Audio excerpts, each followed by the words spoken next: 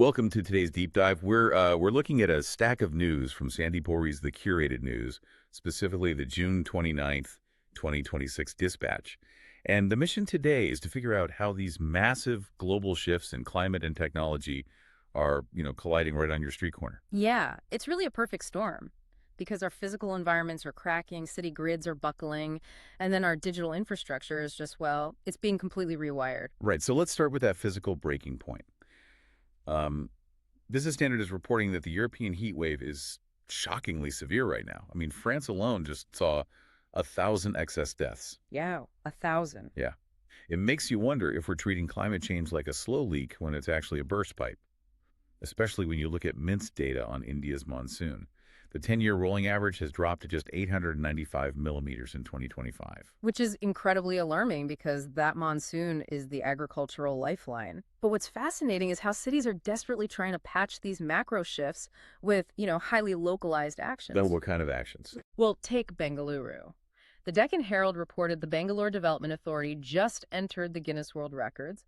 They planted 1.5 million native saplings across the city in just 12 hours. Wait, 1.5 million in half a day? I mean, Right. that sounds a bit like a massive PR stunt. Exactly. And Sandeep Ori actually raises that exact critical reflection in his notes. He points out that planting is a great optical win, but is there a record for the percentage of saplings that actually survive 5 years? Yeah, because a sapling without water is just a stick in the mud, right? Right. Without ongoing care, it is just performative ecology instead of real structural adaptation. So our environmental infrastructure is clearly under strain, but so is the literal physical infrastructure we navigate every day.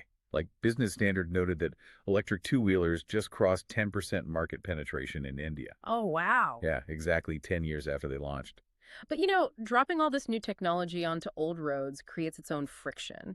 Sandeep actually makes this brilliant observation about traffic geography here. Oh yeah, the comparison between Mumbai and Bengaluru, right? Yeah, exactly. He notes that Mumbai's traffic is notoriously heavy, but it functions because the city is linear.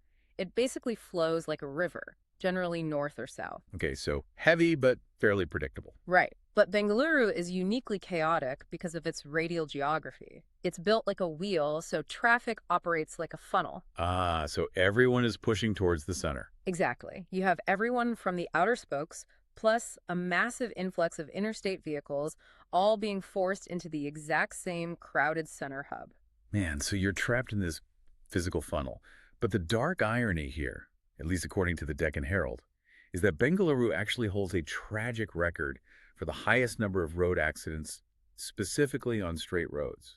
Wait, straight roads, not the intersections. Yep, straight roads. And it's primarily due to overspeeding. It's Yeah. like, we crave the open road so much that when the funnel finally opens up, people just floor it and the infrastructure turns deadly. That is a really harsh reality.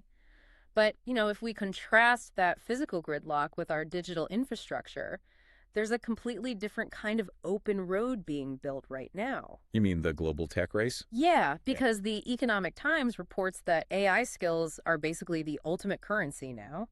I mean, earnings can almost double for workers with AI skills in the tech and telecom sectors. So if you're listening to this and wondering how to future-proof your career, that is your signal. It's not just a resume booster anymore. No, it's literally the difference between stagnation and a massive salary bump. But I do have to push back a little on who is actually controlling these digital roads. Right. Because we naturally assume the U.S. is driving this bus. Usually, yeah. But the Economic Times data shows that global AI model downloads from China now actually surpass those from the U.S. Which is wild to think about. It really is. Are American companies losing their grip on this market? Well, they might be, and it really comes down to access.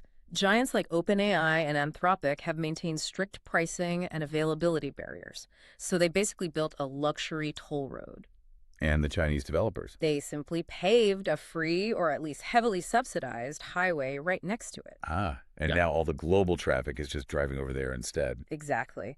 Western companies tried to lock in their value, and by doing that, they incentivized the rest of the world to build alternative digital roads. So this world is rapidly reorganizing. You've got Chinese AI models dominating global downloads, 1,000-year monsoon patterns completely altering, Yeah. and modern tech hubs battling their own radial sprawl. The intersection of the physical and the digital is just rewriting everything around us. It is, which leaves you with this to ponder.